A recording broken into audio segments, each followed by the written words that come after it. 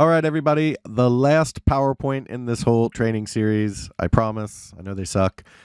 This is about the KISS method and Elliott Wave Theory, and this is a quick little video I just wanted to put together to let you know that there are so many people out there that want to try to find the hardest way to do things, and quite frankly, it's crazy to me because 85% of Elliott Wave Theory will fall under this method. So the KISS method, guys, if you don't know what that means, it just means to keep it simple, stupid.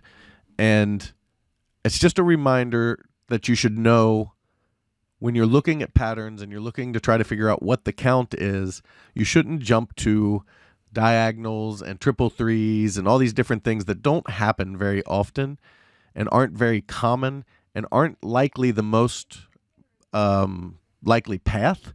And so when you do that, what happens it will often lead to disaster because you'll be trying to get this pattern to play out that's very complicated when it's actually a pretty simple pattern. And when you get to the failure point, it will be a strong failure because the pattern was wrong.